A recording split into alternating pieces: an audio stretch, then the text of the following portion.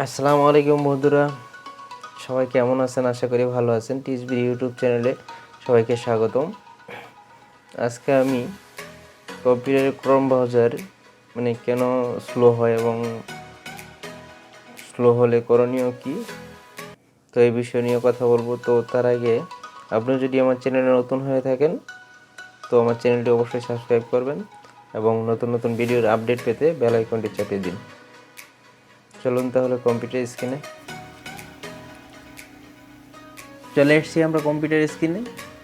এখন আমরা Chrome browser open করব। ওপেন করার সাথে সাথে আমরা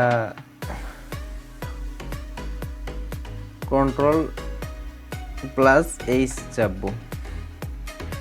এই যে আমাদের হিস্টোরি লেখা আসছে, তো আমরা এগুলো মার্ক করবো। এই যেগুলো আমরা ইউজ করছি, যেগুলো ব্যবহার করছি, চলে আসছে। দেখেন কোন দিন কোনটা ব্যবহার করছি, এগুলো সব আসছে।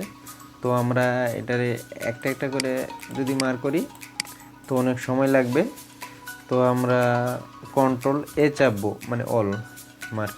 এই যে ডিলেট, তারপরে রিমুভ। হ্যাঁ, আবার তারপর আমরা এভাবেই মার্ক করব। Ctrl+A, রিমুভ, আবারও Ctrl+A,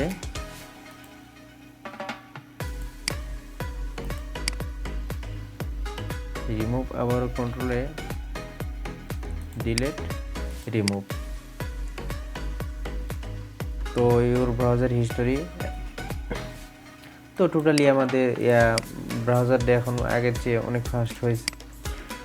সো এভাবেই আপনি যদি কম্পিউটার সারাদিন ইউজ করার পরে আপনি এভাবে আপনার হিস্টোরিগুলো ডিলিট করে রাখবেন, তাহলে আপনার ক্রোম ব্রাউজারটা ফাস্ট কাজ করবে। তো আজকের মতো এখানে শেষ করছি। আমার ভিডিওটি যদি ভালো লেগে থাকে অবশ্যই একটা লাইক দিয়ে পরবর্তী ভিডিওর জন্য কমেন্ট করে জানিয়ে দিবেন। আজকের মতো এখানেই শেষ করছি। আল্লাহ হাফেজ।